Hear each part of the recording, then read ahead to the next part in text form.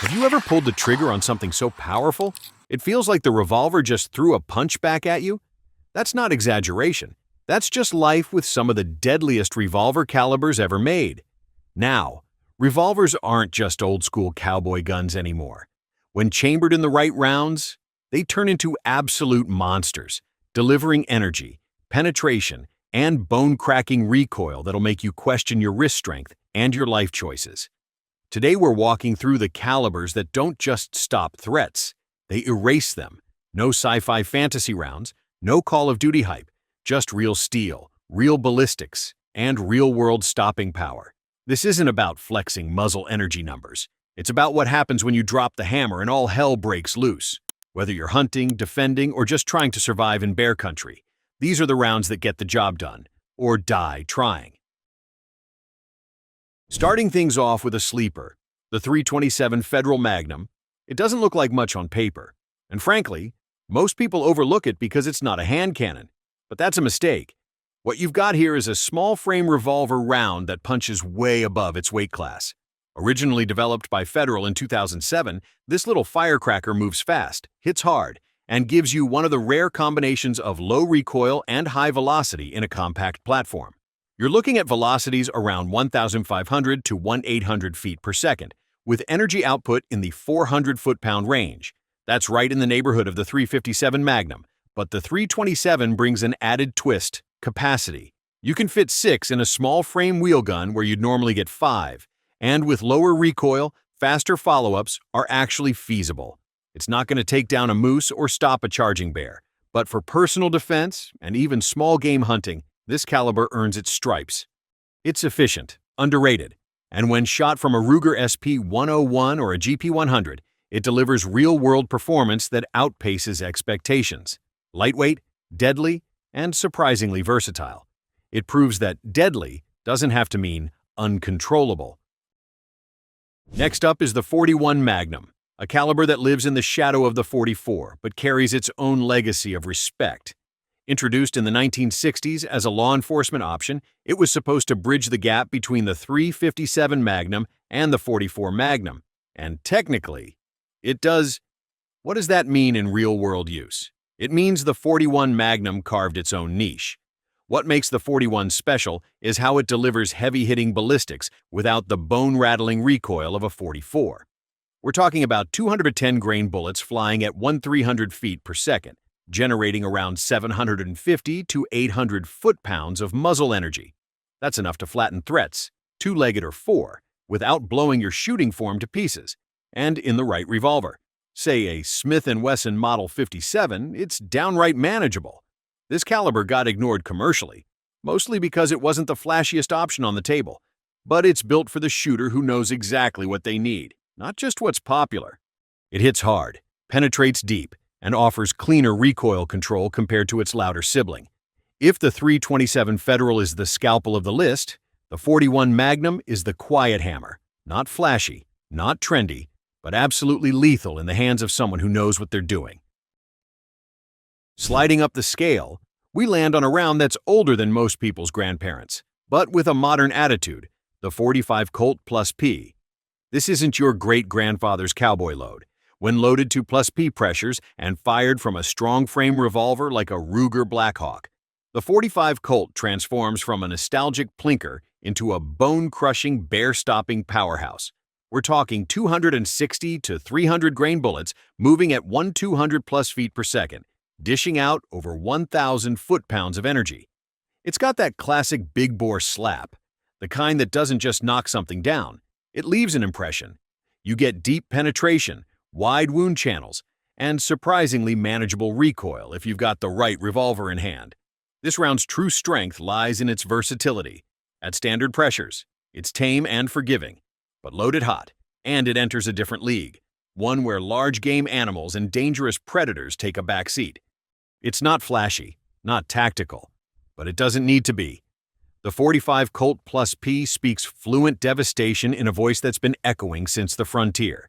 And speaking of frontier legends, next up is a cartridge that needs no introduction, thanks to Hollywood hunters and hard reality. Enter the .44 Magnum, the round that made revolvers iconic and recoil therapy mandatory.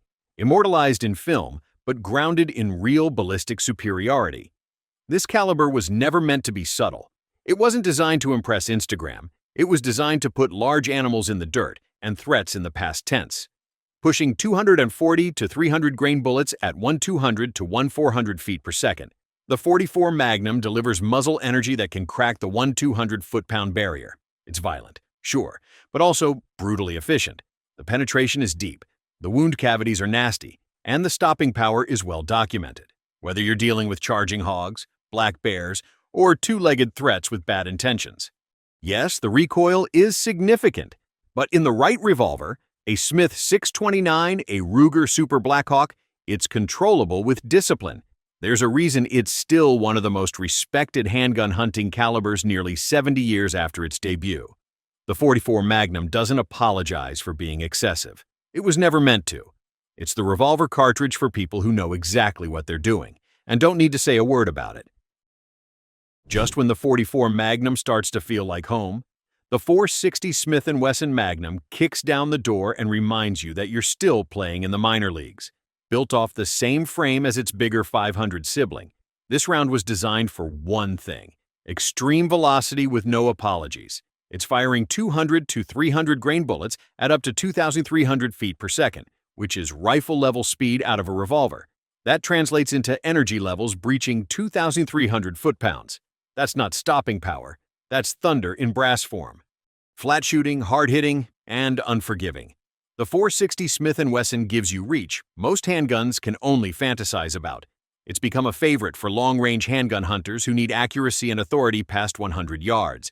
You can even chamber 454 Castle and 45 Colt in some of these revolvers, making it surprisingly versatile, as long as your wrist is still attached afterward. And just when you think it can't get more intense, we enter the top 5, a place where practicality dies, recoil laughs in your face, and the only thing louder than the muzzle blast is your own internal screaming. We've crossed the halfway point, and if your hands aren't shaking yet, they will be. The calibers ahead make the last few look like warm-ups. Bigger bullets, louder bangs, and recoil that'll humble your ego. Now we're getting into the territory where revolvers stop being handguns and start acting like handheld artillery. The 454 Castle isn't just a revolver caliber. It's a declaration of intent. Developed in the 1950s for the sole purpose of turning wrists into soup and game animals into dinner. It set the bar for Magnum revolver rounds long before Smith & Wesson jumped into the deep end. With muzzle velocities of 1,600 to 1,900 feet per second and energy that routinely hits 1,900 plus foot-pounds, the 454 doesn't just stop threats, it bulldozes them. It fires 240 to 360 grain bullets with ferocity, and when paired with the right platform, like a Ruger Super Redhawk or Taurus Raging Bull, you're holding something that redefines what a handgun can do. This round is built for those who hunt big game with a handgun. Elk, moose, bear, the Kazul has dropped them all. It penetrates deep, breaks bones, and turns vitals into abstract art. But the trade-off is real: recoil that snaps, not just kicks, muzzle blast that makes new shooters question life. There's no forgiveness here. It demands skill, composure, and a tight grip on both the gun and reality. The 454 Casal isn't for showing off. It's for when failure isn't an option and compromise is a liability. If the 454 Casal is a controlled explosion, the 475 Linebaugh is more like a controlled demolition. Born out of the 1980s big bore revolution, this round was designed to go where the 44 Magnum tapped out, offering even more frontal mass, deeper penetration, and an intimidation factor you can feel through a shooting bench. It launches 400 grain bullets at 1,300 feet per second, generating well over 2,500 foot-pounds of energy. That's a combination of momentum and destructive force that punches through thick muscle and heavy bone like it's running downhill. Whether it's bison, grizzlies, or wild boars hopped up on adrenaline, the 475 Linebaugh doesn't ask questions. It just ends things. But it's not for casuals. Revolvers chambered in 475 are specialty tools, often built to order, and the recoil is brutal unless you're running heavy-framed customs with serious grips. Ammo isn't cheap, availability is thin, and you're not exactly loading this thing for home defense. Still, for hunters and serious outdoorsmen who walk in bear country without backup. The .475 line bow is as serious as it gets, and yet the next caliber manages to do nearly all that, with less pain and a little more practicality. Think of the .480 Ruger as the big bore round that finally asked, what if we didn't destroy the shooter along with the target? Introduced in 2003, it was Ruger and Hornady's answer to the wrist-breaking monsters like .454 Casull and .475 line bow, a cartridge that could still hit hard but without turning every range session into an orthopedic consultation. It pushes 275 to 410 grain bullets at around 1,200 to 1,350 feet per second. Energy levels routinely cross 1,300 to 1,500 foot-pounds, which means it hits with authority, but without the bone-jarring snap that defines its more aggressive cousins. In real terms, that gives it enough juice to drop moose, bear, or feral hogs without requiring a custom-tuned revolver or titanium forearms. You typically see it in revolvers like the Ruger Super Redhawk, where its performance shines without turning the platform into a Punisher. It offers clean penetration, solid wound channels, and better follow-up potential than nearly anything else in its power class. The .480 Ruger lives in a rare middle ground, high impact, high caliber, but shootable. It doesn't brag, doesn't show off. It just works. And sometimes, that's the most dangerous thing of all. The 500 JRH is what happens when someone looks at the 500 Smith & Wesson Magnum and says, cool, now make it practical. Designed by custom gunsmith Jack Huntington, this round delivers nearly all the devastation of its bigger sibling, but in a shorter case that fits in more manageable revolvers, like the BFR or custom-built Rugers. You're still throwing 400 to 500 grain projectiles at over 1,300 feet per second, producing energy levels that kiss a 1,600 foot-pounds. That's terminal performance that borders on rifle territory. And it does all this while keeping the recoil just below trauma ward levels. It's still massive, it's still loud, but it's controlled chaos, not full-blown mechanical revenge, where the 500 Smith & Wesson Magnum is brash and demanding. The JRH version is smart and focused. It'll stop grizzlies, Cape buffalo, and anything else with bad intentions and a pulse. Yet it can be carried, drawn, and shot with greater speed and confidence than its oversized brother. And that's the catch. The JRH is the thinking man's 500. But when it comes to sheer, unapologetic ballistic violence, nothing, and I mean nothing, quite matches what sits at number one. The king, the monster, the hammer of the handgun world. The 500 Smith & Wesson Magnum doesn't just top this list, it smashes through it like a wrecking ball. Developed in 2003 to create the most powerful production revolver round in existence, it didn't just meet the brief, it obliterated it, firing bullets that range from 275 to 700 grains. It produces muzzle velocities exceeding 2,300 feet per second and energy that blasts past 2,600 foot-pounds. That's not just strong for a handgun, that's competing with rifles territory. And when paired with the Smith & Wesson Model 500, it becomes something surreal, a handgun that behaves like a shoulder-fired cannon.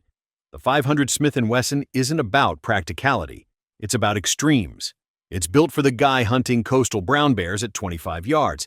It's built for bragging rights at the range. And it's built for the rare moment when only the most outrageous option will do.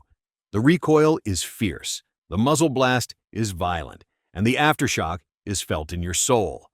But if your mission is pure, decisive stopping power, there is no substitute. This is the end of the line, the boss fight of revolver calibers. Respect is mandatory. So is hearing protection. Not every revolver caliber is built to be reasonable. Some are built to deliver consequences. Whether it's the snappy precision of a .327 Federal or the seismic impact of a .500 Smith & Wesson Magnum, each round on this list serves a specific purpose: to hit hard, stop fast, and leave zero doubt. These aren't range toys or collector's pieces. They're working tools for serious needs, serious threats, and serious shooters. If you've fired any of these, you know exactly what kind of respect they demand. And if you haven't, consider this your warning label. These cartridges don't play nice, and neither should you. Drop a comment below and tell me which caliber has left an impression on a target, an animal, or your wrist. I read them all, even the salty ones. Shoot straight, train often, and carry something that hits like it means it. I'll see you next time, locked, loaded, and recoil ready.